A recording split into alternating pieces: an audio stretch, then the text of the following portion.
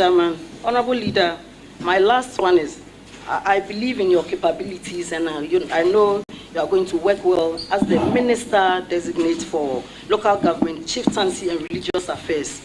And I trust that you are going to work with our chiefs and religious bodies to ensure that we continue to enjoy the peace that we are enjoying. And I believe that with the Chieftaincy institution, you are going to keep an eye there, and whoever will represent you on that front will give you proper reports so that wherever there are issues, we'll be able to solve them.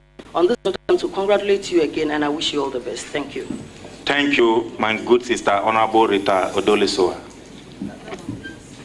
Thank you. It's now turn of Honorable Patrick Yalboama.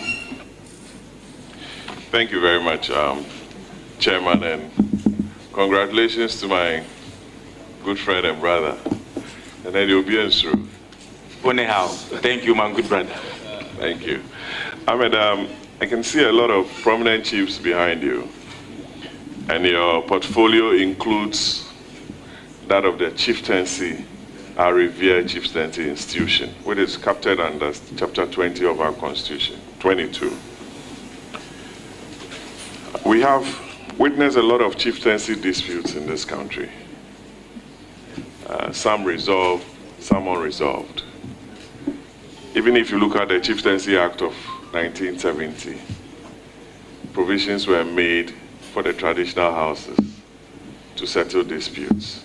Same repeated under the 2008 Act. The same definition for who a chief is retained. Asante Hene and other paramount chiefs, their designations and categorizations are there. If you go to the traditional judicial councils, I don't know if you have your Chieftaincy Act with you. Don't worry, I'll assist you. But from section 22 to 30 deals with the jurisdictions of the various houses of chiefs and judicial committees and their roles.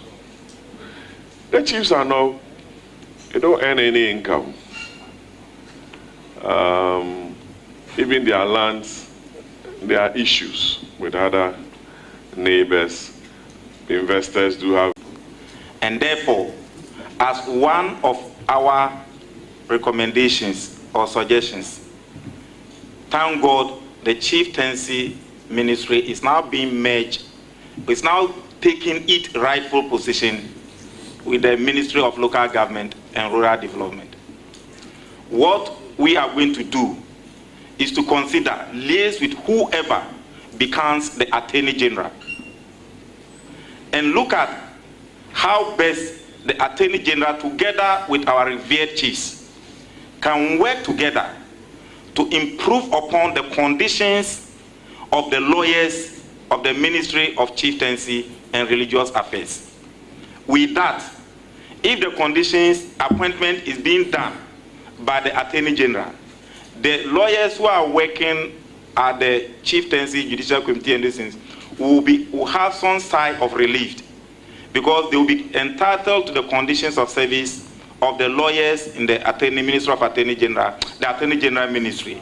In that way, Mr. Chairman, I believe it will help to retain good and qualified lawyers to support our chiefs. Two, now that we are going to be privileged to establish our own university for local governance studies, one of the courses that are being suggested is that since our revered chiefs earn their positions by birth, it is the responsibility of the state, looking at the sensitive roles that they play, that we give them capacity building training by establishing a course in the University for Local Governance called Royal Academy of Chiefs, where the state will help or facilitate in training and organizing seminars and courses or capacity building courses for our chiefs by giving them customary, taking them through the customary laws and those things. If that is done, Mr. Chairman, I believe it will go a long way to solve the problem that we have. The Royal Academy of Chiefs. Will it be a department or an academy?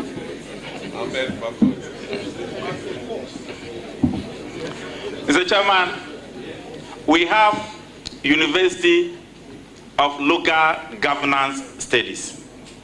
DC's capacity will be built. Chief's capacity will be built.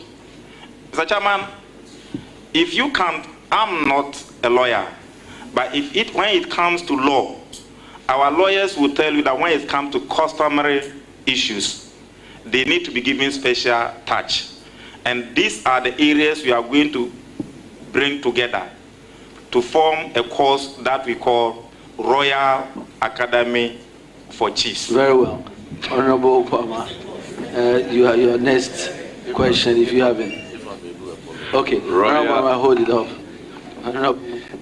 Chairman, I didn't want to do this, but let me. Honorable nominee, welcome. Thank you, my good friend. And congratulations. In other words, it will be a faculty for chieftaincy studies. In other words. Mr. Speaker, that is why the lawyers are there. Because you'll be brought together for us to bring the various subjects and courses together. But for now, we just want you to know that we have you have intentions to run a formal program for our chiefs and queen mothers. Exactly. And thank you for adding the queen mothers. So, Honorable, please go ahead. Smart Ahmed. Ahmed, let me turn your attention to your party's manifesto. On, I think it's paragraph 6.31. Your intentions to upgrade.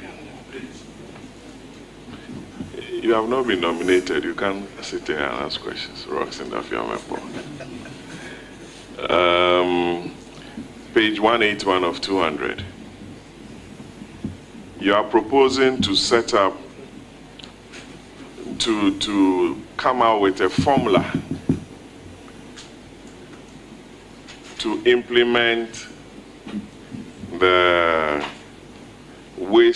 plastic waste recycling fund under the Customs Excise Amendment Act. Do you know how much goes into the fund annually? And whether you have an idea of the proposed formula and its distribution?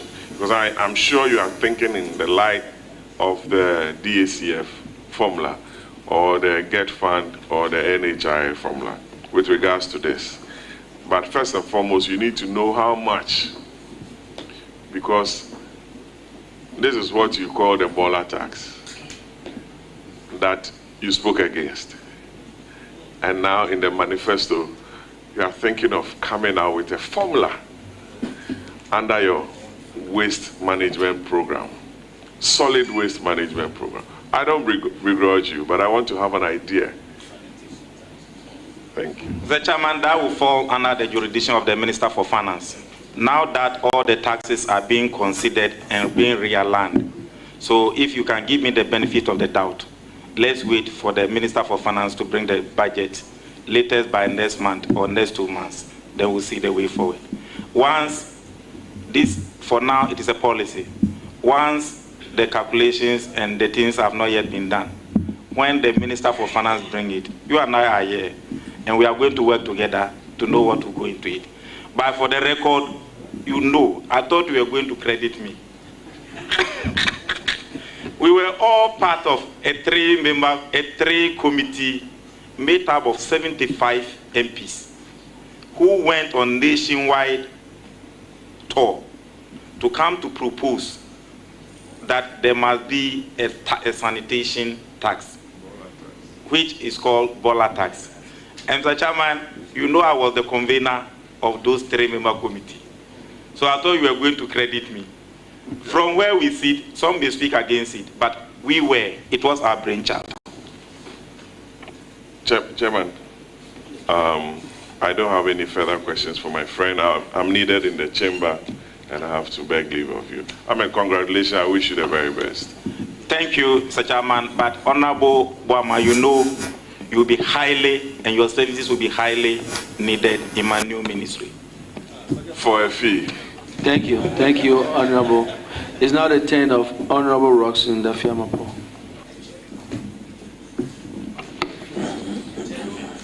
Chairman, thank you very much. Chairman, I have a couple of questions for my whip, and it's to enhance his work. No malice intended at all. Yet, so let's make progress.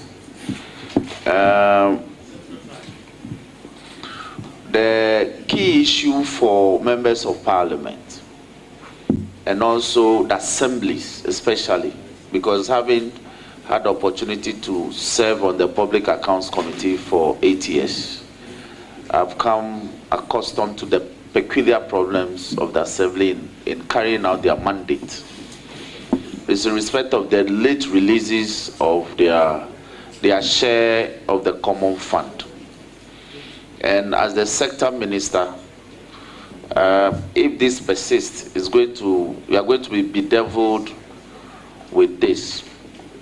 What innovative means will you deploy to ensure that there are regular releases of these funds to the various assemblies to carry out their mandate from not the Ministry of Finance, but from the administrator? Mr. Chairman, you and I know that any government that plays with the timely release of this Assembly Common Fund to the MMPs pays the consequences. In 2014, the NDC couldn't pay the third quarter.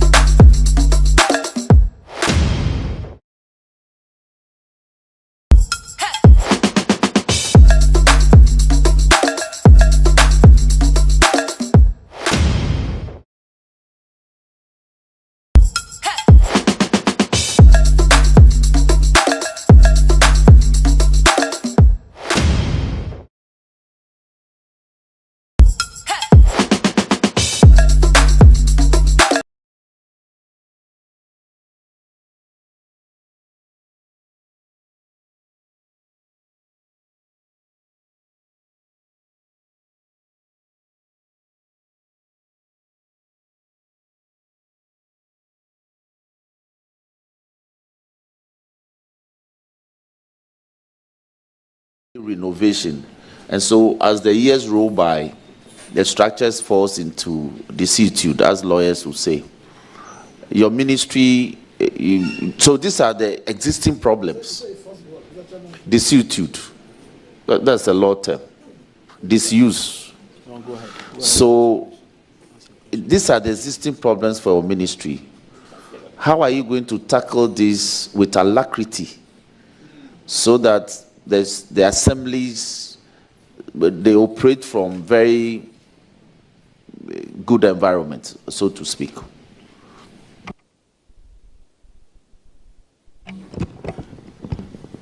As a matter of fact, there is going to be a radical shift of mindset at the various MMDs, no matter the cost. I can build a whole district. You cannot be given one building, and you say that within that district jurisdiction, they cannot maintain that one house. I totally disagree. So what we can do when giving the nod is that if you are a district chief executive and you are unable to maintain, repair your own office, then you have no business sitting there. That is a fact. 2, DCs are not protocol officers. They are local economic development agents. You cannot be sitting there waiting for Accra to bring you money. That will also be tackled. That is why I said we are going to form a common where all ministers for local governance, former chief directors responsible for local, they are all going to be consulted. When it comes to local governance, we have the Honorable Joseph Yelichre, the Honorable Ofuswan Pofo, the Honorable Oponfoso, the Honorable Matiaje Mensah Kosa, the Honorable Damboche, Haji Alima. We have a number of former ministers for local governance. They all wanted to do something small, they couldn't complete it. The same way, we have former chief directors. They all wanted to do something, they couldn't complete it. We will practice what we call administrative continuity. We'll bring all those people together in an informal way, so that the nation will benefit from the opportunity that they were given when they were in office. There are little things that we can do, and I believe there will be a change, and there will be a very fruitful democratic dividends, so that DCs will not just become protocol officers. They attend funerals, attend programs, attend workshops, and come and see they're waiting for Accra to bring them money. We'll move beyond.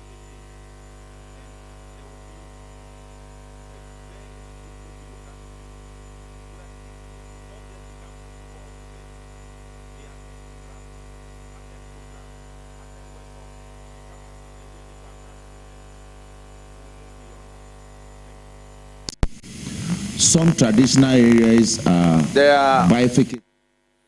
There are some peculiar problems with some assemblies. And I'll cite my district to make the point. If we get to Kwebe, half of Kwebe lies in Afajato South, the town, and half constitutes the district capital for Southern. One community, but divided into 2, like the colonial masters did for us, and we're crying. But we have also done it to some traditional areas. So how are we going to tackle that? And let me add, if you go to the other side of Southern, when we were under Pando, the Dedo was part of Southern. But when Southern was carved out of Pando as a district, somehow the Dedo now falls under the administrative jurisdiction of whole West, even though it's a Peki community. And the Peki people, my people, I'm their MP.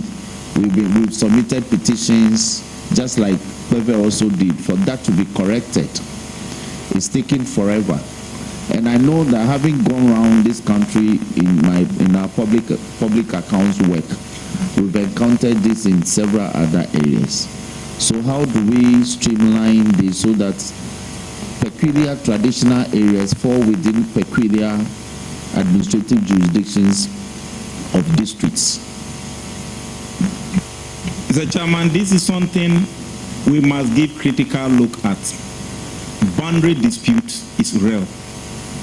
I have visited a number of district assemblies in my 17th years or 16 or more in this parliament, and it is a time bomb. Ghana as a country used to play with boundary issues, and it was not until 2010 that, being a member in this house, when we had critical problem with Cote d'Ivoire, that we formed the Ghana Boundary Commission. And you know that is only responsible for international boundaries.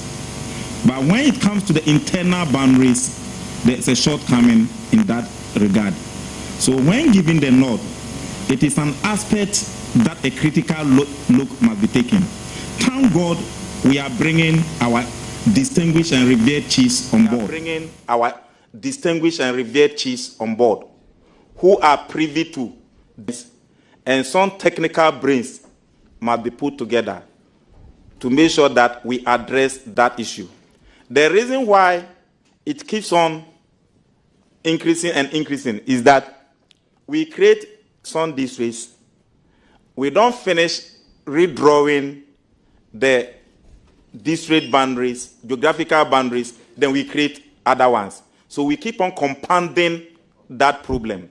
But I believe, as a country, time is of essence to make sure that we know our internal boundaries. A number of them trained.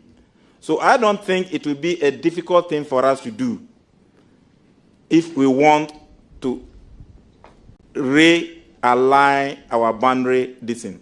But one critical thing is that when it comes to constituencies, it doesn't fall within the jurisdiction of the minister responsible for local government. That lies within the purview of the Electoral Commissioner. Until the Electoral Commission create his constituencies, the minister cannot be saying that,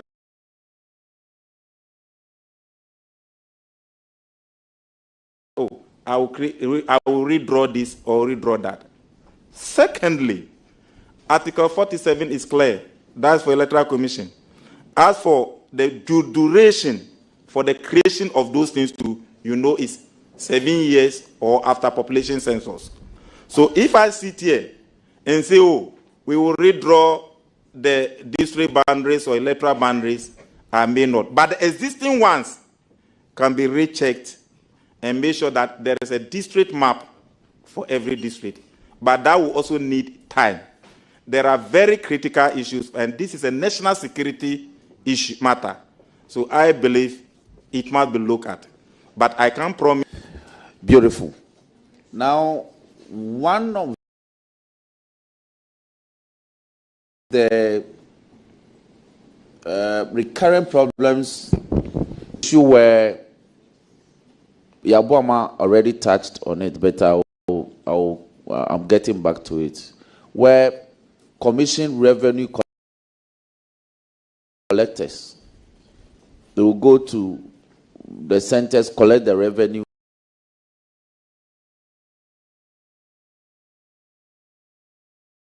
from our poor market to permit fee. They'll collect the money, but they will not account for it.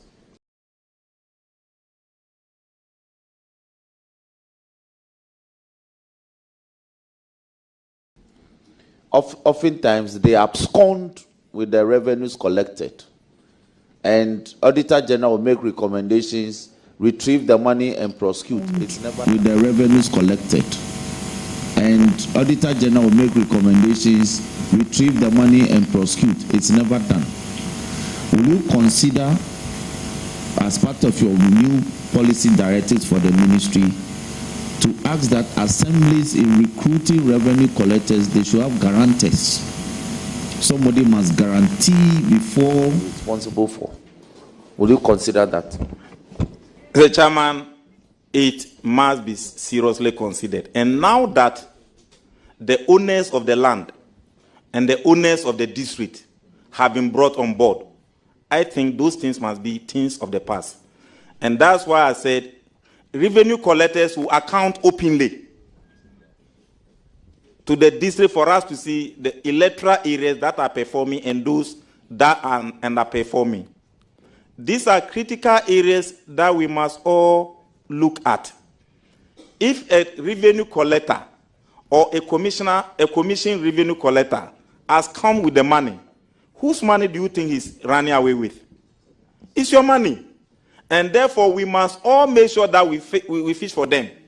So when the chiefs have been brought on board, and you bring stricter and rigid measures regarding revenue collection, and the IGF is used for something concrete for people to see, I think there will be improvement. But when you go and collect the revenue, the people don't see what you have used with the revenue IGF locally. Tomorrow, when you go, will you get? The answer is no. So we must start a new thing. Give ourselves some time. Look at the returns, same thing, and expect a different result. There must be a new reset. Thank you very much. Let me conclude by saying that I like the points in respect of the chieftaincy issues, where you are proposing that lawyers from the Office of the Attorney General will be seconded to the various traditional councils to assist them in their work. It will be such a major policy shift, because the decisions from the judicial committees of traditional councils actually settles a lot of chieftaincy disputes all the way to the Supreme Court. So that proposal, if you are able to do it, will be a major thing that will bring comfort to our chiefs and queen mantis. And I want to thank you for that innovative idea. I thank you for coming. Thank you, my very And once more, congratulations. Mesro Onehao. Honorable Ahmed, my brother, Man leader. Congratulations. Thank you, leader. I entered this parliament in 2009 with you. We were over 100 members. Today, I think we are, that 2009 group, we are 4 of us. It's me, you, Honorable Atufos, and I'm remembering, and Honorable Bejra. That should tell you about the attrition of parliament. And it also must tell you what it takes to sustain being a member of parliament. You have been a deputy whip, and when we were fortunate to be part of leadership, your experience was really very valuable in guiding us. You have been very passionate about the issues of local government. Thank you.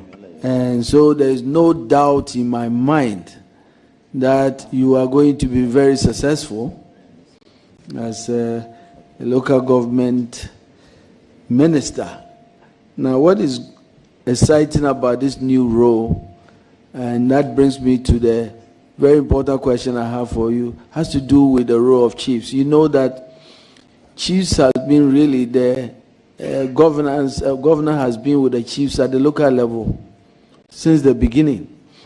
And so when we started going this path in democracy, I think that what has always come up has to do with what we can do to really get our chiefs involved in local governance.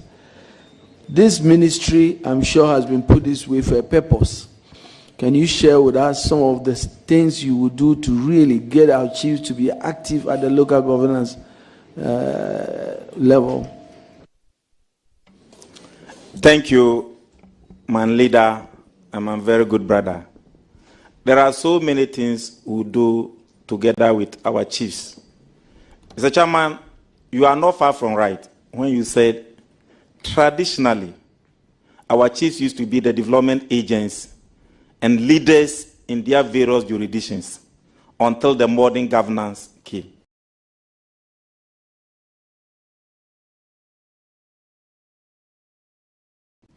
So the merger or the fusion of tradition, Mr. Chairman, there will be a common interface, not only with Traditional leaders and modern leaders, traditional governance and modern governance.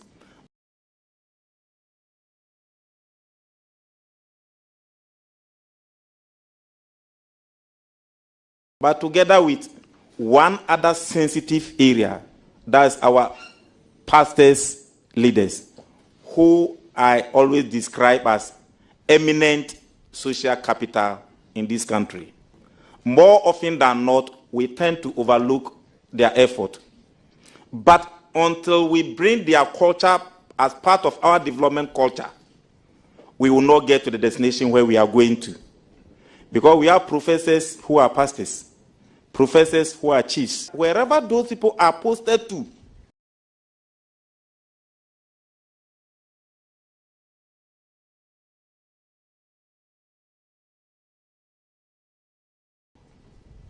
the DCs and the MPs together as a in the development forum, they will be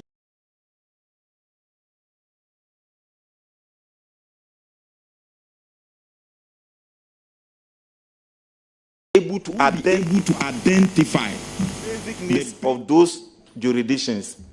And Mr. Chairman, with a little push from the center, most of these problems will be solved, rather than allowing only the DCE and saying that he is the overall president representatives and everybody is waiting for him to do something for them to see. That is why we were not going at the speed that we were expected to go.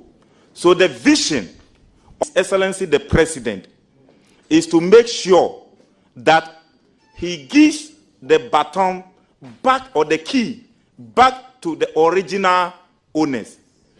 He is not saying that I'm going to do away with DCEs, but he has recognized the development contribution of our traditional authorities and our faith-based leaders. And that is why he's merging the two. So I practically understand it, and I'm going to build upon it. That is one effective thing that we are going to do.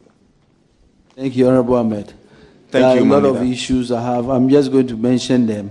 Take note of them as issues that must really concern you. One has to do with the role of assembly members and how we build their capacity at that local level.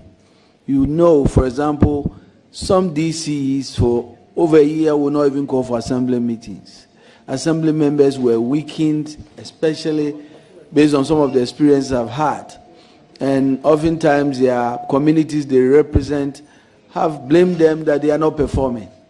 Exactly the things we must do to strengthen assembly members must engage you. The issue of market management, markets, you know, the issue of market fires and the challenges we have there must be an issue that must really get the attention of the district assembly and the district DCEs.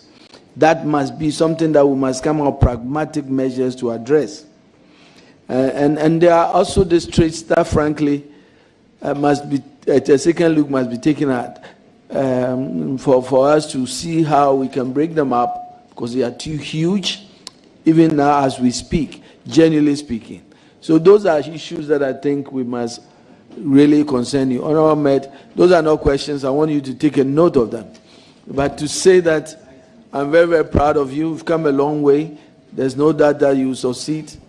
As an elder and a brother in Christ, I know that the Lord will guide you to succeed. Amen. Congratulations. Thank you, Leader. Congratulations. Honorable Ahmed, he was accompanied by very distinguished guests, our paramount chiefs, that at this point I will now be privileged to introduce. Okay. So I will introduce the paramount chiefs and the distinguished that accompanied Honorable Ahmed. What is this? His Royal Majesty.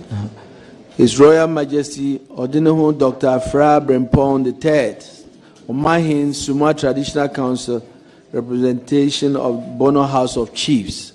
Chiefs, you're welcome. We have Wade Noti King, Prof. Odafia Walenti, the third paramount chief, Nungwa Traditional Area, and President Greater Accra Regional House of Chiefs. Is a representative of the National House of Chiefs as well. You are welcome, Nana. The third is that we have Osajifu and Eyamampong,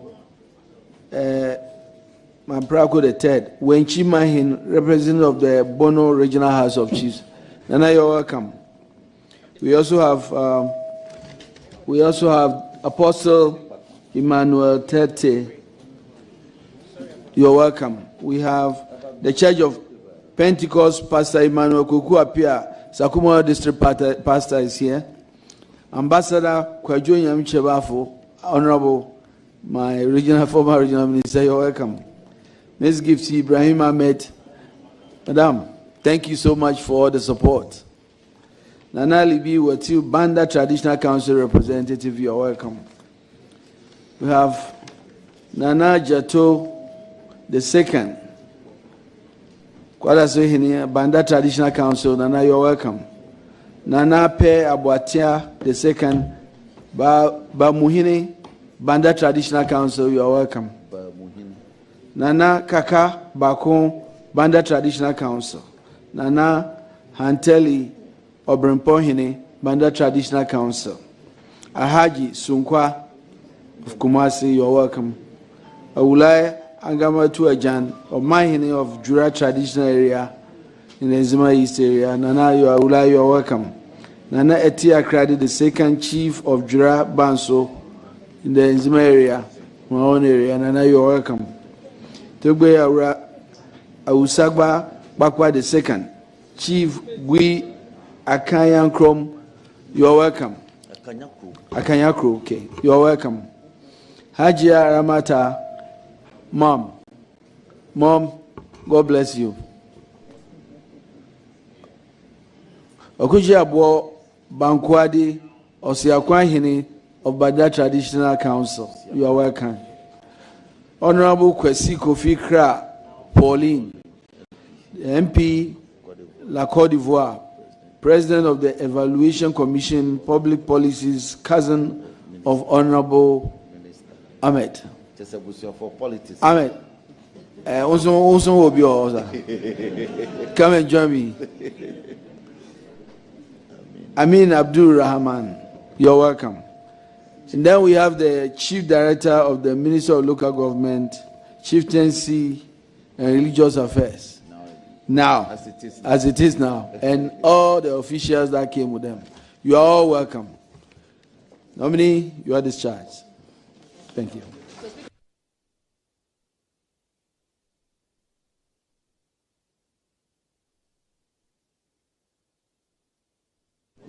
Yeah, colleagues, we will break and we will reconvene late this afternoon.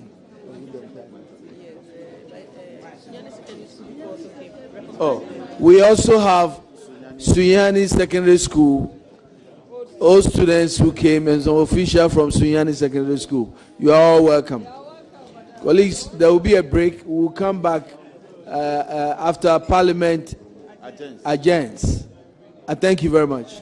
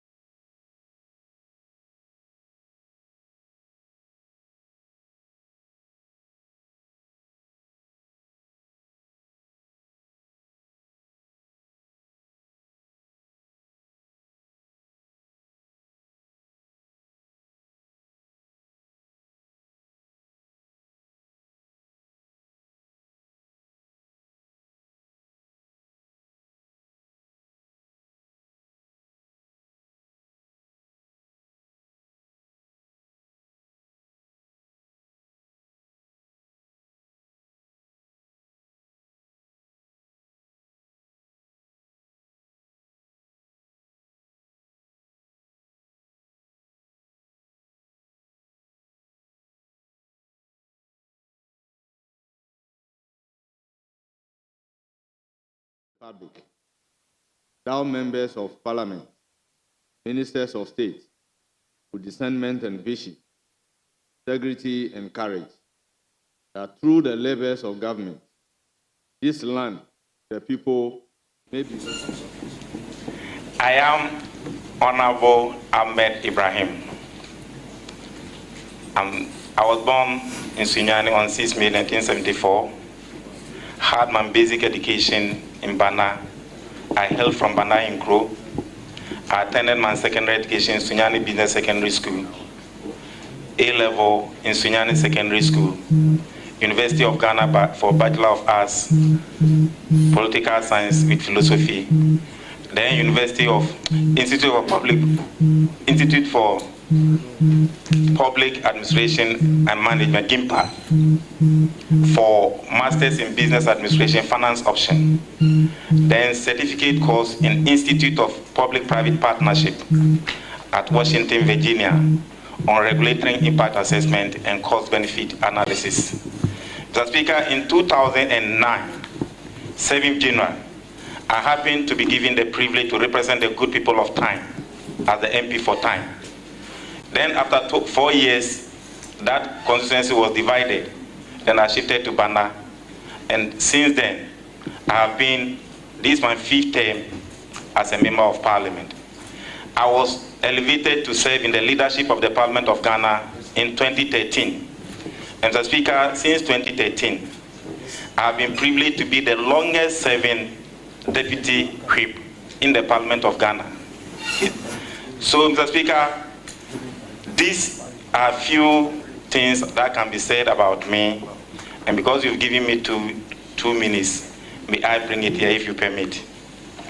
Thank you very much. Men's row.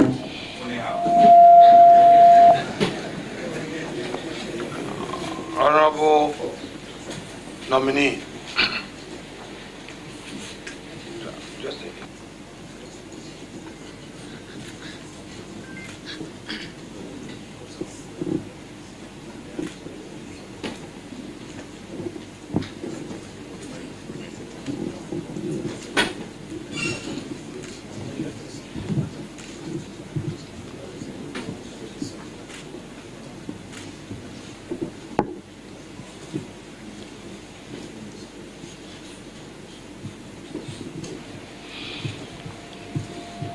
Honorable members, we will proceed to vet the nominee, and I will give the floor to the ranking member. Honorable nominee, first let me congratulate you on this, your nomination. Thank you. We have page 1 of 6, your CV.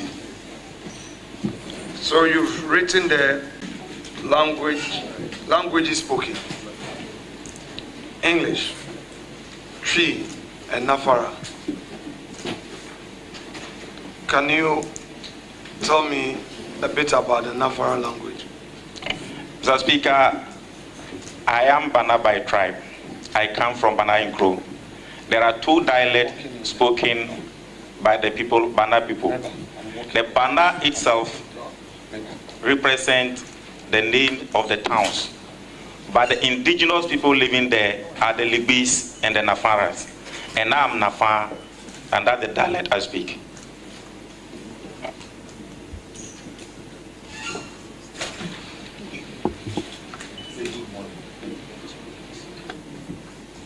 So, honorable ranking member, if you understand the language, speak with him.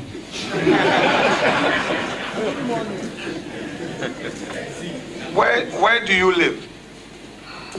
Mr. Speaker, I live at Sakumono in Accra. At Sakumono, is it a rented property or your own property? Mr. Speaker, by the grace of God, it's my own property. Do you have a title to the land? Yes, Mr. Speaker, I do.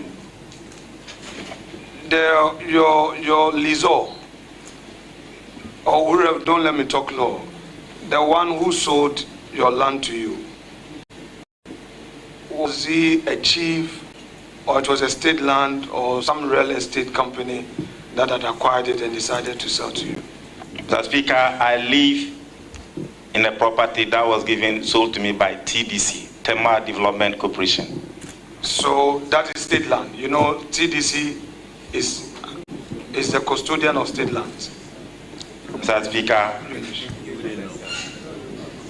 Tema Development Company. Mr. Speaker, since TDC is headed by a political head, I agree with you. And TDC has a standard rate that it applies. Rightly so, Mr. Chairman. So there's nothing wrong you owning a property sold to you by state authority. There's nothing wrong. Mr. Speaker, not all sales are the same. Please explain. What do you mean by not all sales are the same? Mr. Speaker, not all sales are the same. You mean the chairman? You are referring to Mr. Chairman. Mr. Chairman, not all sales are the same. Yes, and I want you to explain. If you say not all sales are the same, what exactly do you mean?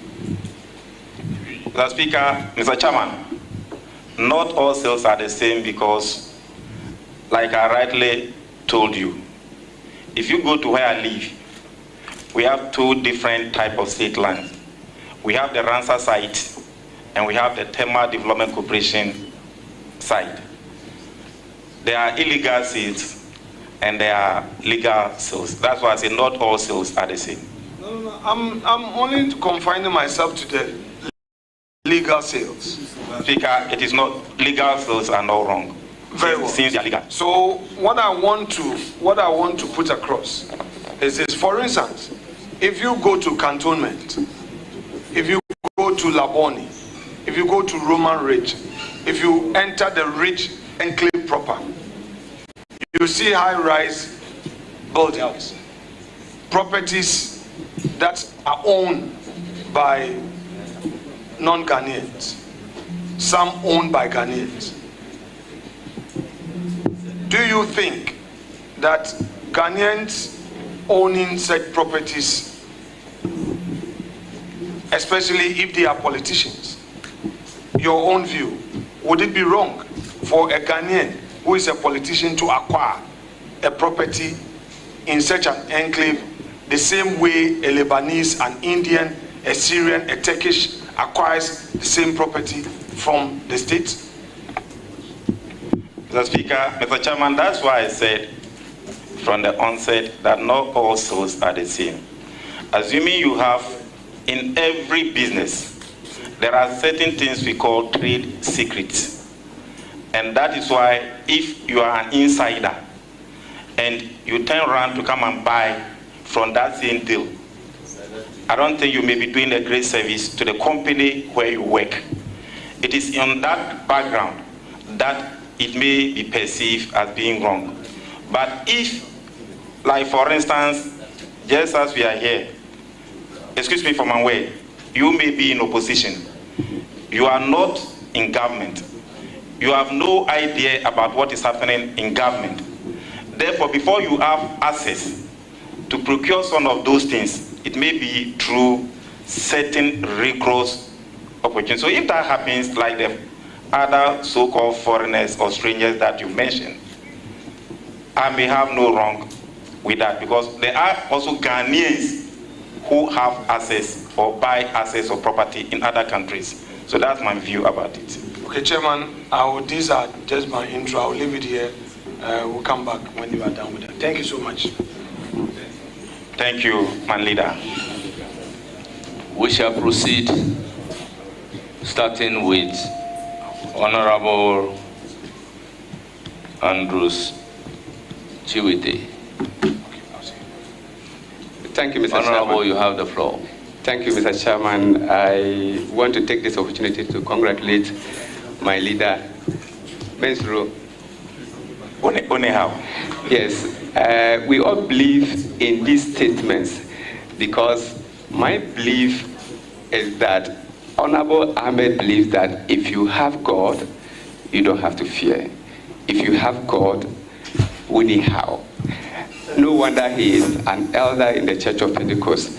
Honorable Leader, we all appreciate you, and we believe that where you are going to make a very great mark.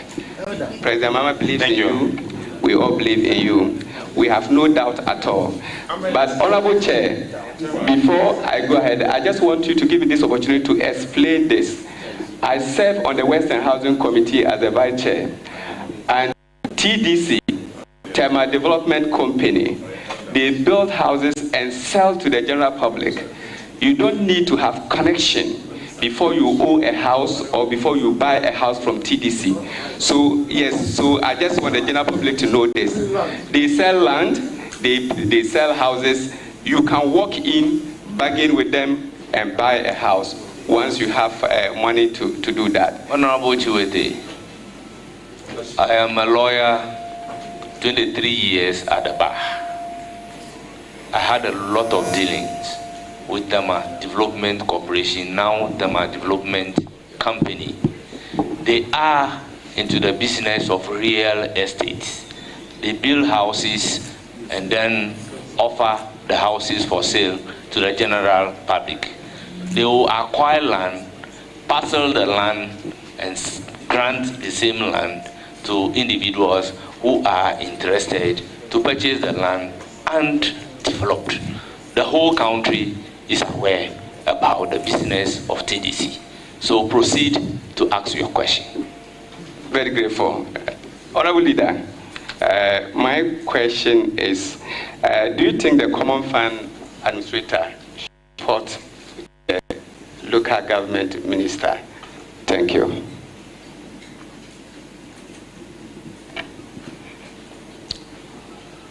Mr. Chairman, yes. Well, I have no further questions apart from to wish you well. We'll continue to knock at your doors, especially considering where I come from. Solatona Kalba is a rural district, just like your place. And so I will continue to come there until you help me develop Solatona Kalba. Thank you. You are welcome. Thank you very much. I will now give the floor to Honorable Adamius.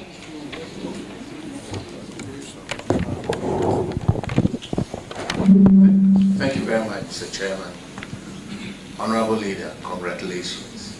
And I know you are going to do an awesome job for us at the local government ministry. Thank you. Just wanted to ask you a question. How would you improve the economy around these MMDCs? Mr. Chairman,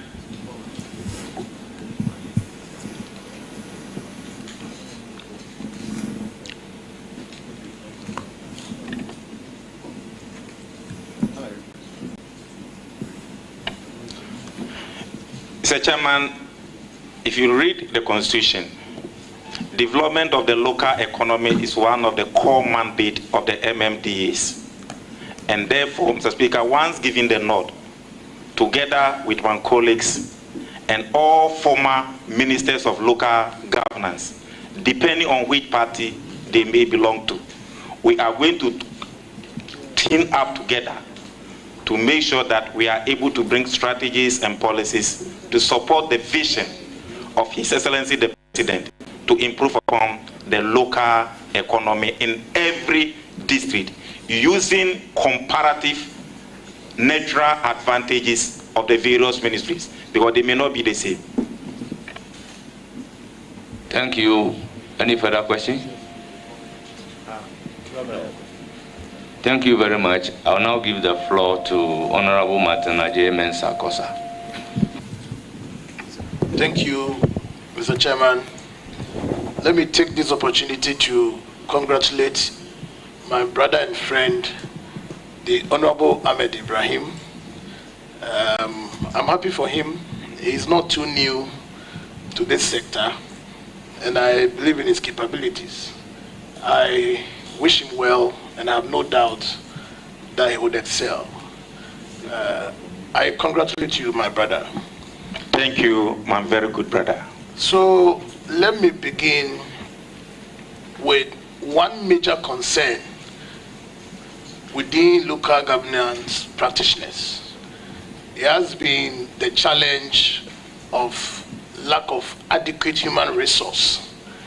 And I recall lots of discussions came up. I had the opportunity of leading a process to introduce a bill in Parliament to establish the University of Local Governance and Development. Fair to have it that with the expiration of the life of the last Parliament, the 8th Parliament, the bill could not go through. I'm sure you are aware of this. Would you give us any assurances to this committee and for that matter local governance practitioners that you would, given the nod, consider this all-important issue of critical concern to our local governance process? Mr. Chairman, in fact, the Institute of Local Government Studies being converted into a university, as was envisaged by my predecessor and the past government, was something we all were collaborating to make sure that we do. Unfortunately, time was not on our side, so the bill could not go through. If given the nod, Mr. Chairman, thank God, all the former ministers, like I said, we are all going to team up to work together. And looking at the number of SHS graduates who are knocking on the doors of the few universities that we have in the country, we need more universities. And therefore, it is one of the areas we are going to pursue. So, my brother, you are rest assured, your labor will not be in vain. Thank you. Honorable Chair, my second question is again on another critical issue within the sector, and it has to do with adequate resources in running the MMDAs and agencies of the ministry or within the sector. Aside the traditional statutory releases that government sends to the MMDAs, would you have any plans of initiating other means of enhancing revenue generation for development within the MMDAs? And then give me one or two examples of what initiatives you would want to put across. Mr. Chairman, thank you for the question that has just been asked. There are many challenges in the ministry, just as my brother has identified. And therefore, anything that will be done to improve upon the resource base of the MMD is something that we are going to work towards. But, Mr. Chairman, just as I said, we will work together to improve the local economic development of the MMDs.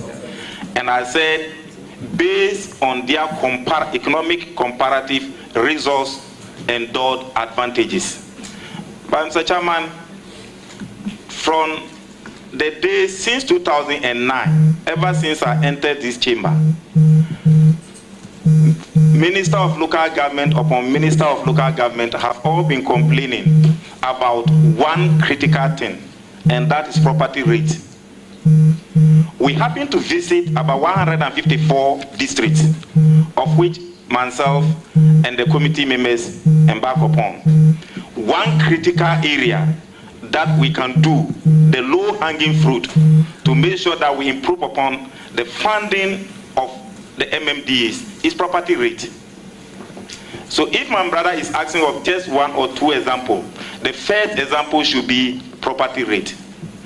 And Mr. Chairman, we were in this house when the budget was passed and property rate was centralized, taking that core function from the MMDs. The central government could not do it, and therefore it was later suspended and given back to the MMDs. So when given the nod, it's an area we are all going to collectively come together. My brother, thank God you are still in Parliament. And one of us is being posted to the Minister of Finance. The current majority leader who is going also understands revenue generation very well, and the potential of property rate, what it can give to the MMDAs. Mr. Chairman, this is one area that we are all going to work towards. And if all former ministers come on board, practitioners come on board, MPs come on board, together with chiefs, now that the various chiefs and traditional authorities are going to be members of the district, I don't think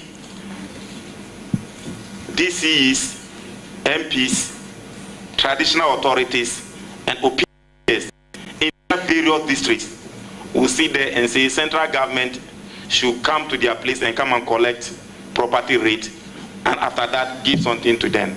So it is the quickest and the fastest way of generating revenue at the district level.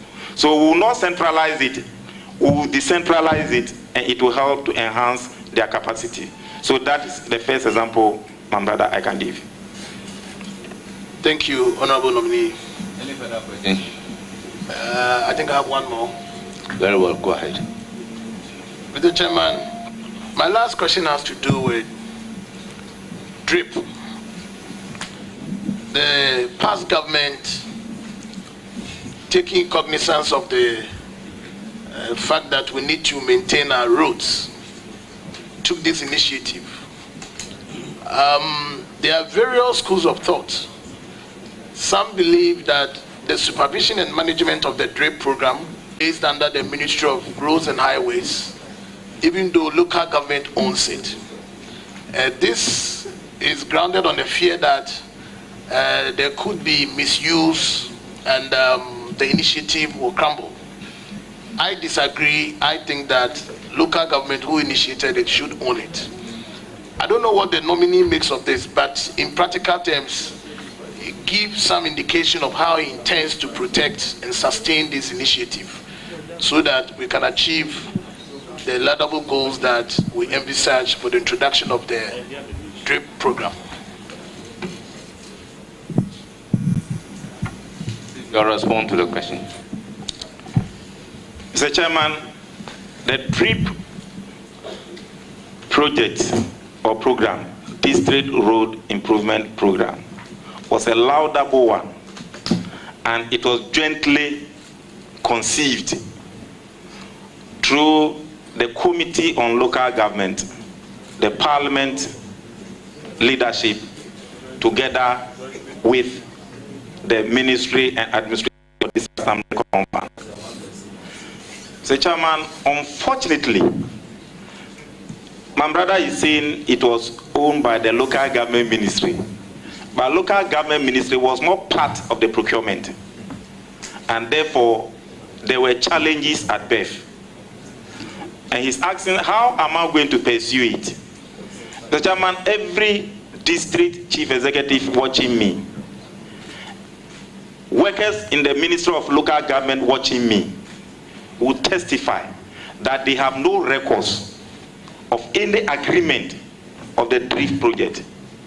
And they have no program, inventory of all the DRIP machines. This is a challenge because it was highly procured at the big house, that the office of the president. So that brought a problem. And therefore, one, there is no management contract. Two, there are no means of spare parts. Three, there are no committees established to take care of them. So if you go, it is fraught with a lot of challenges. And therefore, if given the nod, together with my brother who used to be in the ministry, and together with my team who will be the technocrat at the ministry, we will all work together to make sure that the DRIP program is materialized. Because the machines were procured to improve upon district roads that are not hard. And much money was used, we was common fund in arrest. So you can't use that amount of money on such and allow it to go waste. Whether we like it or not, the machines have been procured. And we must put them into good use. Therefore, there must be proper structures, proper agreement, proper monitoring, proper systems to make sure that we have a very good advantage or utility of the machines that were procured. With this, Mr. Speaker, I believe I'm now going there. My brother is here.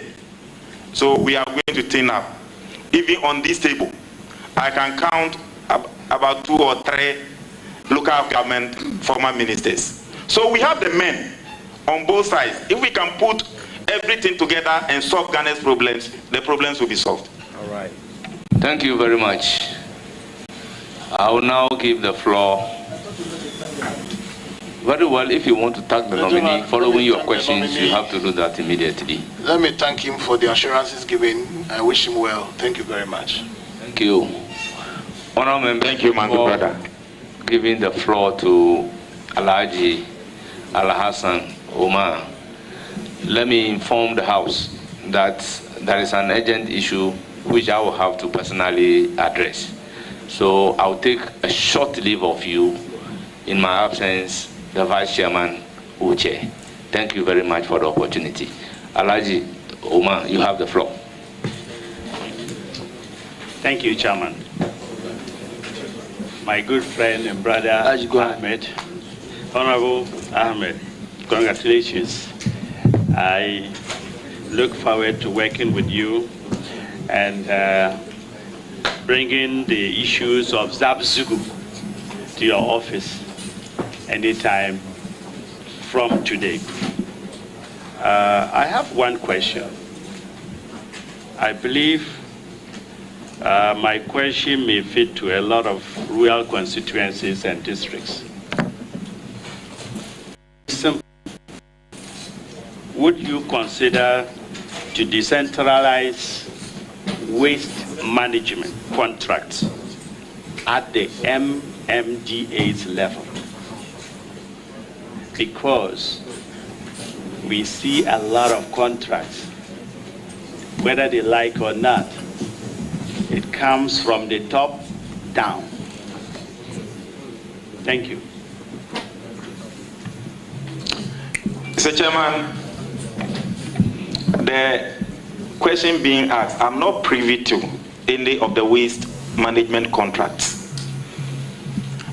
But what I can see is that there were ministerial disalignment because all over the world, waste management is a municipal function and should be a core duty and responsibility of the MMDAs.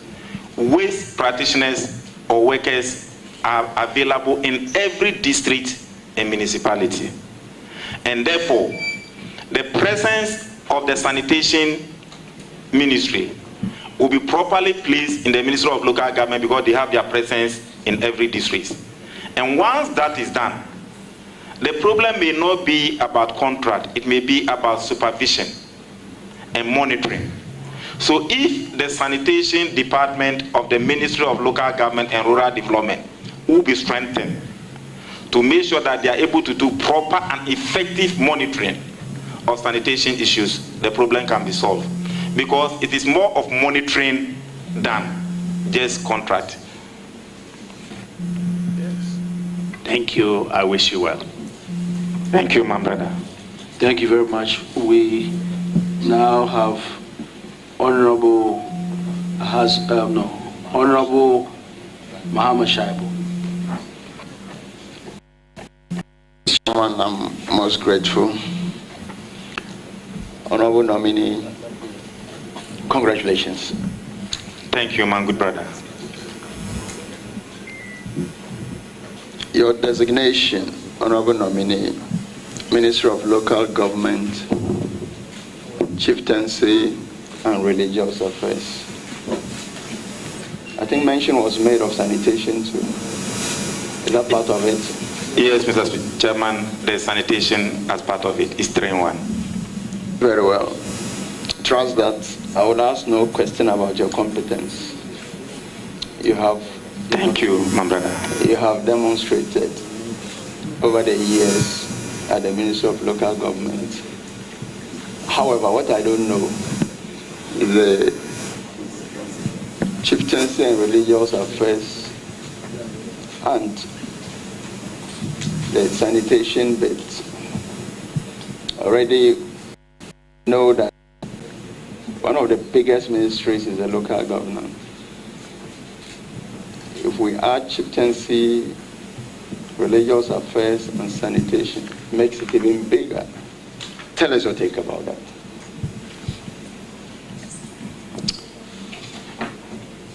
Mr. Chairman, what I can say is that with your help, I will be able to do it. Simply because 3 ministries are going to be combined to make one ministry. It now becomes structural realignment, where coordinators will be positioned at the other ministries that are being brought together with the local government ministry.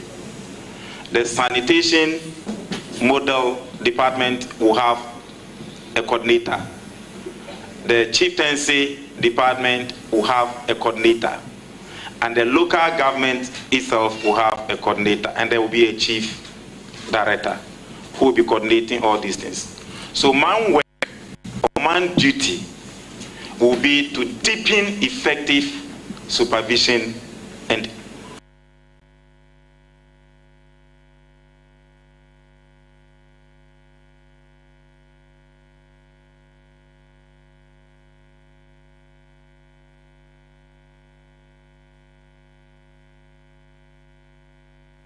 Honorable nominee, there's this vexed issue, or supposedly, between MMDCs and members of parliament. I'm sure you would have had some experiences. Some parties or political parties even went to the extent of asking MMDCs who have intention of contesting for parliamentary elections to step aside. That tells you that even parties recognize that there's a step forward. Tell us what your take is on this and how you will deal with that as a minister for local governments when giving the nod. Mr. Chairman, the role of DCs, MMDCs, is different from the role of. And having been a member of parliament for this my 17th year, in my first year, I was given a story, and that is what I can tell my brother here. The current chairman of the National Democratic Congress, Honorable Asedun Ketia, once told me, Ahmed, when you become a member of parliament, don't be looking at what the DCs are getting. You chose to be a member of parliament. They chose to be DCs. Concentrate on your member of parliament and you will go far. But if you are doing your member of parliament duty and you are still looking at what the DCs are getting, they are called chiefs. They are treated as kings and we are treated as servants. If the servants want to look at what the chiefs are getting, there will be that confusion. In the same way, when the DCE is also looking at what the servant is also getting, will be thinking of destabilizing that servant. And this has been the source of conflict among DCEs and MPs. But if everybody will look at their jurisdiction, that conflict will be done away with. However, as a minister responsible for local governance, when given the nod, having been a whip in parliament for 12 years, Mr. Chairman, I will not, and I will repeat it, I will not allow any DCG to disrespect any member of parliament. Yeah. In the same way, approved, I will also make sure there's a common platform for DCs and members of parliament to be able to have frequent meetings for us to understand our various job descriptions. But I've been a whip There were instances where MPs were caged in Accra for over 9 months. They couldn't go to their constituencies in the name of doing parliamentary business. So if that understanding is not given to DCEs, while the MP is here doing national assignment, the DCE will be rapidly or radically destabilizing the member of parliament. When that one happens, it is not the MP you are fighting. You are fighting the very seat you are sitting on as DCEs. When these things are made clear to the DCEs and the MPs, I think there will be peace. Finally, Mr. Chairman, DCEs who sabotage their MPs in the last elections couldn't win. As a whip, there were many complaints where DCEs were sitting on the common fund of their MPs. Yet still the MPs won. So it is not how you mishandle your MP's common fund that will make the MP lose. DCE, use the money given to you to work. MP, use the one given to you to work. When everybody is to work on our various roles and responsibilities, there will be peace. But once again, I, as a former deputy whip for 12 years, will not allow any DCE to disrespect any MP. That is my word, and you can take it from me. Thank you, Honorable Ahmed. Honorable Shabu, you have more questions. You have a last question. You can go, you can go. Honorable nominee, I can see that members of parliament seated here and those listening to you have an impression that there's going to be some fireworks, and the positive one, of course, in their favor. Thank you. My last question has to do with drip. Your predecessor is here. He mentioned drip. And can you tell us who procured those equipment? In whose name are they procured? Are they assigned directly to assemblies? What's the actual mandate? It's a chairman. Those times, the initiative, and if I'm to go deep into the drip, we may even sleep here. Because this is where Parliament held the administrator for this Assembly Common Fund to account for some 3.5 billion Ghana cedis arrears from 2018, 2019, 2020, and up to 2022.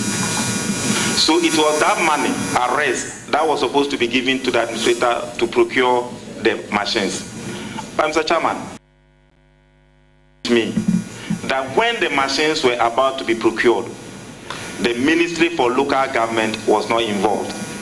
They were procured at the office of the President. And as I speak to you, not all the money has been paid. The contract, when given the nod, everything will be made clear and the House will be well informed about the position of the drip. It was a good concept, politicized and destroyed at birth, but we can rejuvenate it. Yes. I wish you well, Honorable nominee. Thank you, Honorable Shabu. It is now the turn of Honorable Eko Asafua, the MP for Otafu.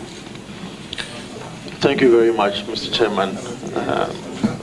Let me first and foremost congratulate the nominee for thank you, my good friend, for his appointment. I know he is going to deliver because being a leader of this house, he has shown the mettle and the intellectual capacity on the floor of the house. So I have no doubt in my mind that the Honorable Ahmed is going to be a very good local government minister. Having said that, I would want to pick your thoughts on two constitutional provisions. Before I got in, I was listening to you, and I think a question was asked to you specifically, that is the DACF administrator going to be answerable to you? And your answer was in the affirmative. In view of that, if you could turn your constitution to Article 70, if you have your constitution, you could turn it to Article 70 of the 1992 Constitution, 70C, which reads, that is, appointments by the President. The President shall, acting in consultation with the Council of State, appoint, the C is the District Assembly's Common Fund Administrator. If you also turn the same Constitution to Article 2524, which also reads that there shall be a fund known as the District Assembly's Fund, therefore says that there shall be appointed by the President with the approval of Parliament. So, one constitution giving two different ways as to how a District Assembly's Common Fund will have to be appointed, administrator will have to be appointed. One, it says that with consultation with the Council of State. The latter says that with the approval of Parliament. So, since you are saying that the District Assembly's Common Fund Administrator is going to be answerable to you in the event that you are called upon by His Excellency the President to give an opinion as to how this appointment will have to be done, what is going to be your take on this? The nominee can answer, but I think from what you've read from the Constitution, I don't see any inconsistency. The President must appoint in consultation with the Council of State. I'm coming. I will. But I'm the chair. I'm the chair. Turn off your mic, please. Yes, I know, but the chairman has views, and I have to express them. And so I believe that consulting the Council of State and getting Parliament to approve is not inconsistent. But nominee, I think you can answer that. Thank you, Chairman. Chairman, yes. My church member, Chairman. You must catch the eye of the chair. I know. You have not caught my eye. Chairman. Honorable Ahmed, go ahead.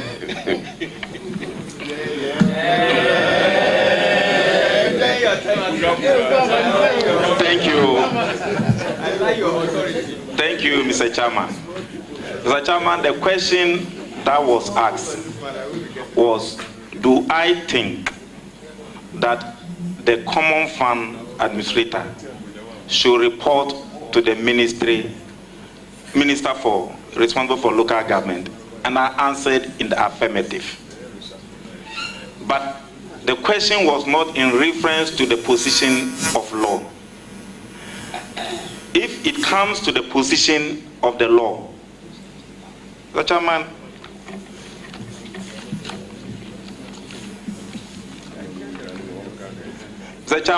this is the Local Governance Act 2016.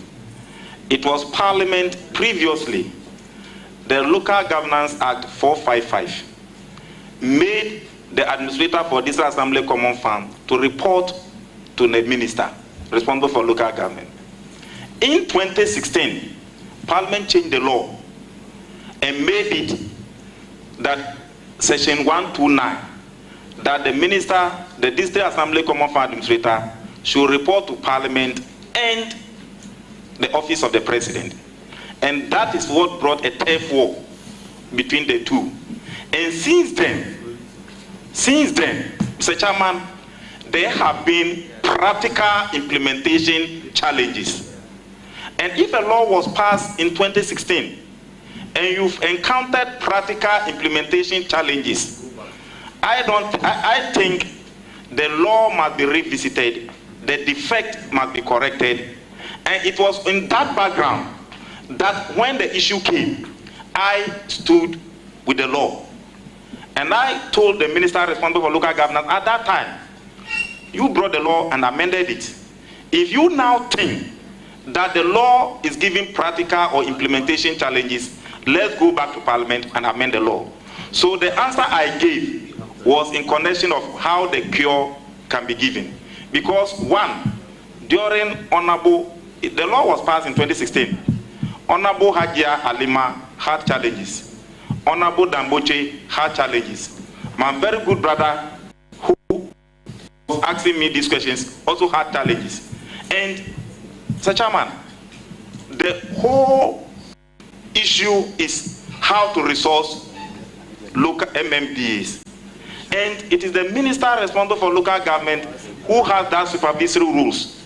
So you can't give me job that I should go and fix the thing, and you've taken the pliers and the spanners from me. How am I going to fix it?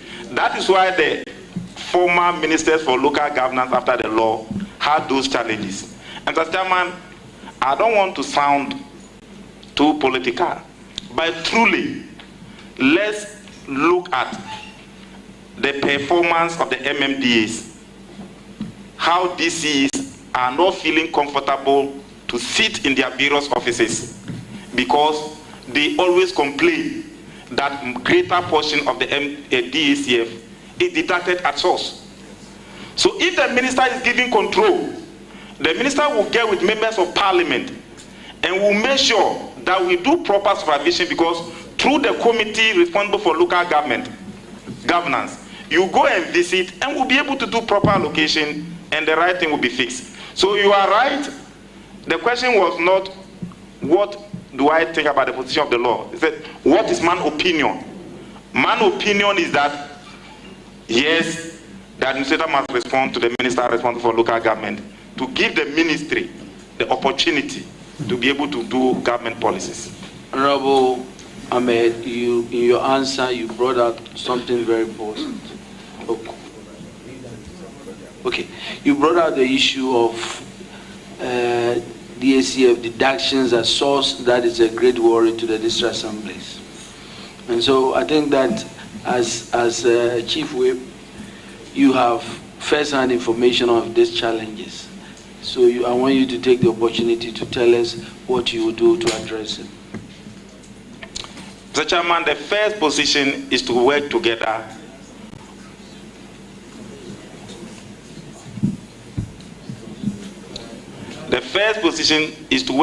with Parliament, because the approval for the formula for the disbursement of common fund is done by Parliament through a committee of the whole. And thankfully, the person going to be responsible for finance is a former leader of this house who used to champion the releases together with me and your good self. So this is something that man leaders, including you, used to do, and we are going to deepen it. Honorable Sefua, do you have any follow-up? Yes. Well, unfortunately, I didn't get the answer that I wanted to get from my honorable friend, the nominee. Honorable Ahmed, you cannot use an act of parliament, as it were, to meddle a constitutional provision. My question was, there are two constitutional provisions. Two constitutional provisions. Those constitutional provisions is determining how one appointment will have to be done. Article 7. Honorable Asofua, you asked the question. The honorable member has given an answer. That is his honest opinion, he said. So that's why I asked you, do you have a follow-up? So if you don't have a follow-up, then I wanted to pick his opinion about if there is an opportunity for him that has been given to him by His Excellency the President as to how such an appointment will have to be done. My question to him is he going to advise the President to take the route of Article 70 or take the route of Article 252? Or he is going to also prefer to the President that, okay, now that there's a constitutional review committee, you think that even after the appointment, this is the position that I want to take. So, I mean, I just want to take his opinion in the event that he is asked as to how this appointment will have to be into consideration the two constitutional provisions as far as Article 70 and 252 is concerned.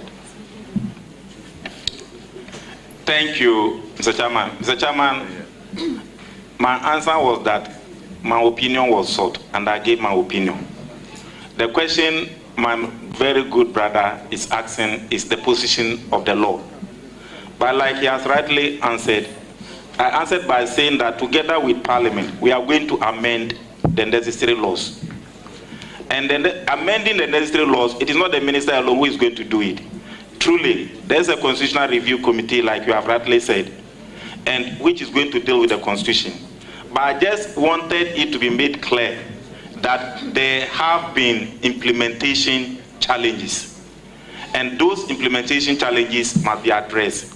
Addressing them will be amendment to the various laws regulating the appointment and the functions of the administrator for this Assembly Common Fund. So I take it on board. Right. Thank you very much, Honorable Safua. It's not the turn of Honorable. I have other questions. I'm supposed to have 3 questions.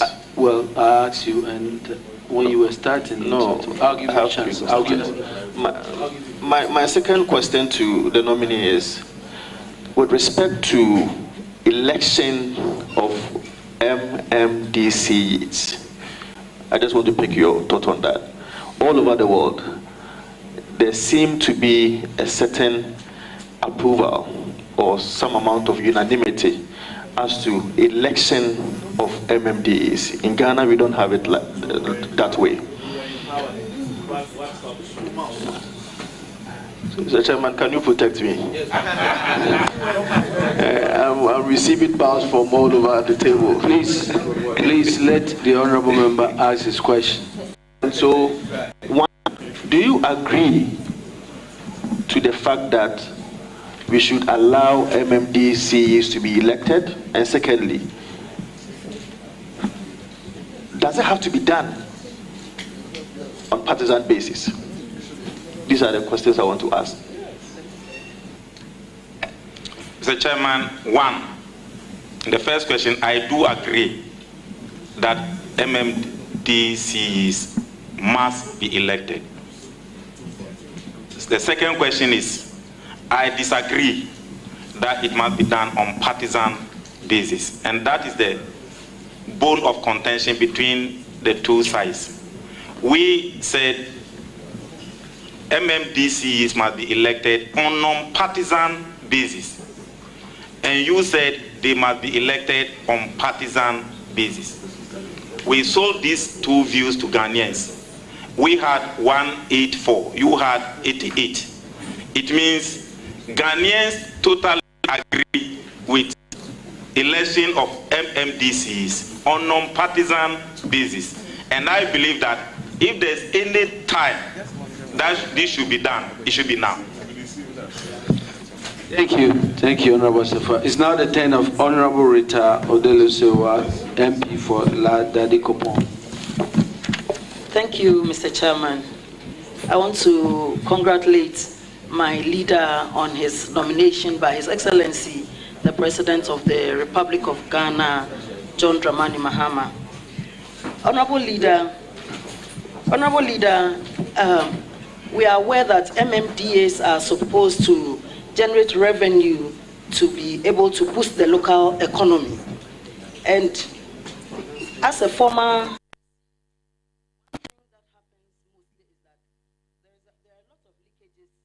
revenue mobilization, and I want to find out from you, how do you intend to work with the MMDAs to ensure that the blockage of leakages of revenue mobilization? Thank you. Mr. Chairman, in the first place, we are all moving towards digitization of or automation of revenue generation channels. And therefore, the first solution will be to digitize all revenue generation or revenue collection points at the MMDAs. Two, Mr. Chairman, we must deliver open and accountable governance, where chiefs, opinion leaders, and people residing in a particular jurisdiction of a district assembly will be aware of, one, revenues generated from their electoral areas. 2, revenue generated from their district assemblies. 3, how those revenues have been applied to the various contracts that have been awarded. If we practice a bit of accountability, Mr. Chairman, I think it will go a long way to improve upon the revenue generation of the MMDs. It should not be a one-man job. It must be a participatory service in nature. Thank you very much. Go ahead, please. Thank you, Chairman. Honorable Leader, I want to find out from you if you will consider recruiting more revenue collectors to support the organization. I speak as a typical example, citing my municipality, that Ikotopon. It's a big place, and I believe the revenue collectors there are not enough to be able to go around to collect the revenue to be used by the assembly. The Chairman, having been a long-standing member of the local government committee, there was a particular exercise where we embarked upon a field work to go to the various MMDAs and identify how much IGF, internally generated fund, they've been collecting annually. The Chairman, it will surprise you. The staff, the amount spent on the revenue staff is more than the amount that is used to pay them. Most of the assemblies. And this was one of our fundings. And therefore, a lot of recommendations were given. And I think the report was taken on the floor of Parliament. And the records are there. So the issue goes beyond just recruitment. Secondly, in that report, we suggested that we employ a number of national service personnel as seated in Accra, some as receptionists, and their services are being needed in most of the MMDs to collect revenue. So, Mr. Chairman, beyond waiting to get financial clearance from the Minister of Finance to employ revenue collectors, we may have to visit the side of going to the National Service Secretariat, asking for national service personnel and giving them to the various MMDAs, charging them with the responsibility that those who will be so hardworking to be able to collect more revenue to the assembly during their national service time may be recommended for recruitment into this area of revenue collection. If those measures are taken, Mr. Chairman, I think it will help to improve upon the revenue collection of the various assemblies. Because once you employ the person and tell him that you are a full-time revenue collector, the person goes and become, excuse me to say, I don't want to use the word lazy, refuse to work as hard as the commission collectors. And this is the more reason why we must engage national service persons, charge them with responsibility, motivate them with the opportunity to be retained. In that regard, Mr. Speaker, Mr. Chairman, I believe will help solve the problem. You still have the last question. Thank you, Mr. Chairman. Honorable Leader, my last one is, I believe in your capabilities, and I know you are going to work well as the Minister Designate for Local Government, Chieftaincy and Religious Affairs. And I trust that you are going to work with our chiefs and religious bodies to ensure that we continue to enjoy the peace that we are enjoying. And I believe that with the chieftaincy institution, you are going to keep an eye there, and whoever will represent you on that front will give you proper reports so that wherever there are issues, we'll be able to solve them. On this note, I want to congratulate you again, and I wish you all the best. Thank you. Thank you, my good sister, Honorable Rita Odolesoa. Thank you. It's now 10 of Honorable Patrick Yabuama. Thank you very much, Chairman, and congratulations to my good friend and brother, and then you'll be answered. Anyhow, thank you, my good brother. Thank you. Ahmed, I can see a lot of prominent chiefs behind you, and your portfolio includes that of the chieftaincy, our revered chieftaincy institution, which is captured under Chapter 20 of our Constitution, 22. We have witnessed a lot of chieftaincy disputes in this country. Some resolved, some unresolved. Even if you look at the Chieftaincy Act of 1970, provisions were made for the traditional houses to settle disputes. Same repeated under the 2008 Act. The same definition for who a chief is retained, Asante and other paramount chiefs. Their designations and categorizations are there. If you go to the traditional judicial councils, I don't know if you have your Chieftaincy Act with you. Don't worry, I'll assist you. But from section 22 to 30, deals with the jurisdictions of the various houses of chiefs and judicial committees and their roles. The chiefs are not, they don't earn any income. Even their lands, there are issues with other neighbors. Investors do have issues with them. They go and do all sorts of things there. The capacity of the judicial councils to even deal with matters affecting the institution down there, to the extent that they can't even afford the services of lawyers to handle matters for them. Because for them to be able to hire the services of lawyers to deal with issues relating to their paramountcies or schemes requires the services of very good lawyers to handle same. Some ought to be on retainer. How are you going to use your office to resource the various judicial councils to be able to recruit the right lawyers to deal with some of the matters affecting chieftaincy in this country? Because their positions are recognized by the Constitution and also the Chieftaincy Act. Thank you.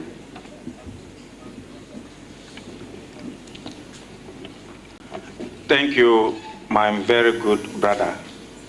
This is a very sensitive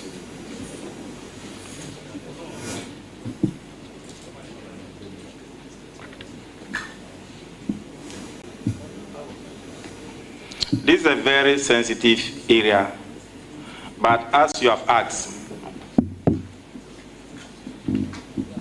it was one of the concerns of the chiefs. In the first place, our distinguished and revered chiefs earn their place by birth.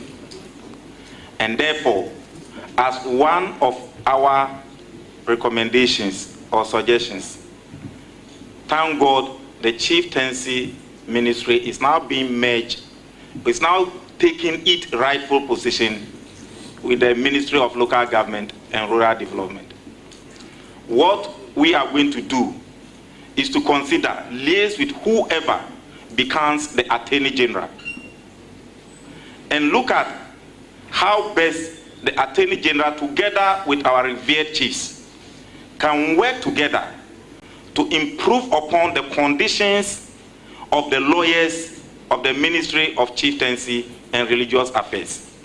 With that, if the conditions appointment is being done by the Attorney General, the lawyers who are working at the Chieftaincy Judicial Committee and these things will have some side of relief, because they will be entitled to the conditions of service of the lawyers in the Ministry of Attorney General, the Attorney General Ministry. In that way, Mr. Chairman, I believe it will help to retain good and qualified lawyers to support our chiefs. Two, Now that we are going to be privileged to establish our own university for local governance studies, one of the courses that are being suggested is that since our revered chiefs earn their positions by birth, it is the responsibility of the state, looking at the sensitive roles that they play, that we give them capacity building training by establishing a course in the University for Local Governance called Royal Academy of Chiefs, where the state will help or facilitate in training and organizing seminars and courses or capacity building courses for our chiefs by giving them customary, taking them through the customary laws and those things. If that is done, Mr. Chairman, I believe it will go a long way to solve the problem that we have. The Royal Academy of Chiefs, will it be a department or an academy?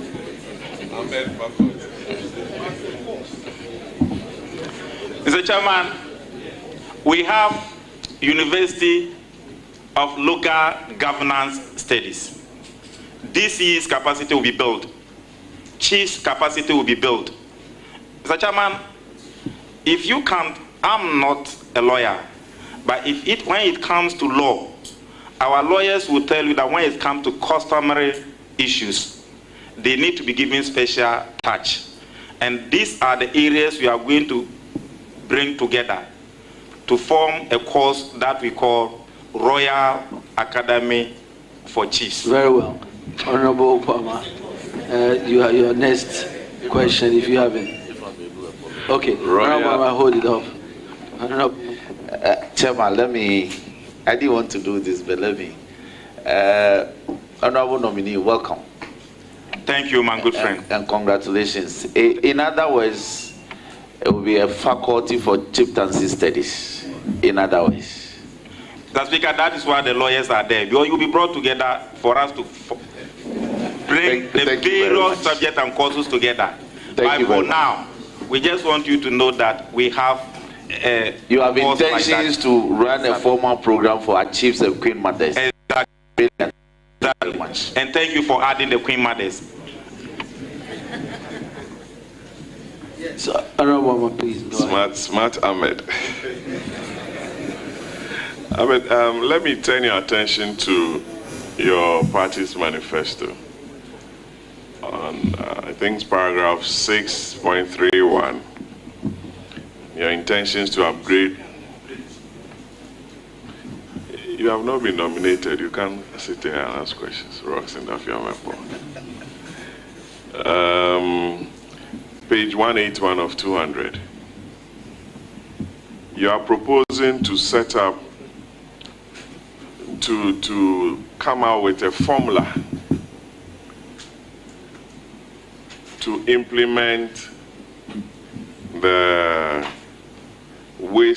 plastic waste recycling fund under the Customs Excise Amendment Act. Do you know how much goes into the fund annually? And whether you have an idea of the proposed formula and its distribution? Because I'm sure you are thinking in the light of the DACF formula or the GET fund or the NHI formula with regards to this. But first and foremost, you need to know how much, because this is what you call the baller tax that you spoke against. And now in the manifesto, you are thinking of coming out with a formula under your waste management program, solid waste management program. I don't begrudge you, but I want to have an idea. Thank you. The Chairman, that will fall under the jurisdiction of the Minister for Finance. Now that all the taxes are being considered and being realigned, so if you can give me the benefit of the doubt, let's wait for the Minister for Finance to bring the budget latest by next month or next 2 months. Then we'll see the way forward. Once this, for now, it is a policy. Once the calculations and the things have not yet been done, when the Minister for Finance bring it, you and I are here, and we are going to work together to know what to go into it. But for the record, you know, I thought you were going to credit me. We were all part of a three committee made up of 75 MPs who went on nationwide tour to come to propose that there must be a sanitation tax, which is called Bola tax. And Mr. Chairman, you know I was the convener of those three-member committee. So I thought you were going to credit me. From where we sit, some may speak against it, but it was our brainchild. Chairman, I don't have any further questions for my friend. I'm needed in the chamber, and I have to beg leave of you. Congratulations. I wish you the very best. Thank you, Mr. Chairman. But Honorable Boama, you know you will be and your services will be highly needed in my new ministry. For a fee. Thank you, Honorable. It's now the turn of Honorable Roxanne Dafiamapo.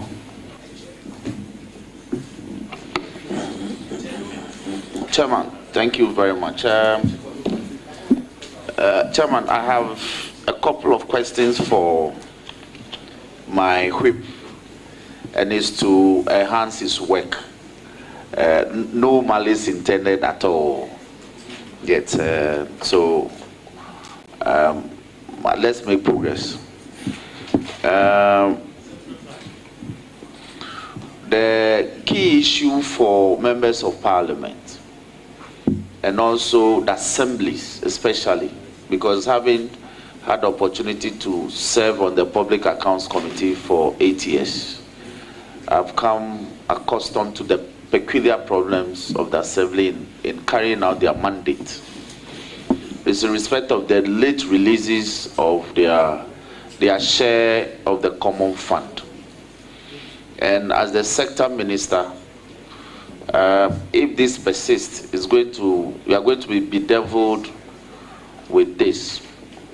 What innovative means will you deploy to ensure that there are regular releases of these funds to the various assemblies to carry out their mandate from not the Ministry of Finance, but from the administrator?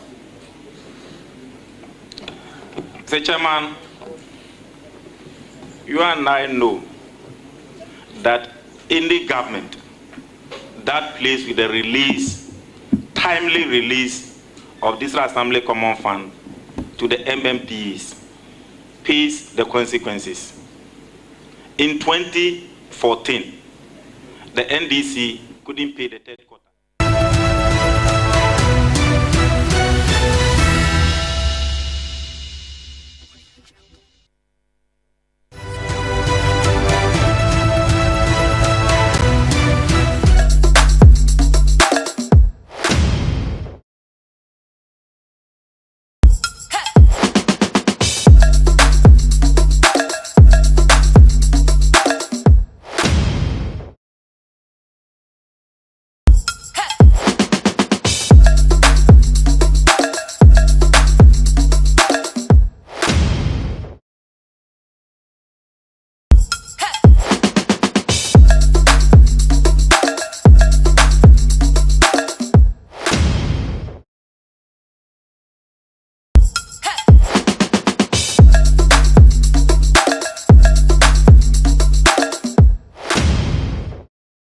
Nana Libi Watu, Banda Traditional Council representative, you are welcome.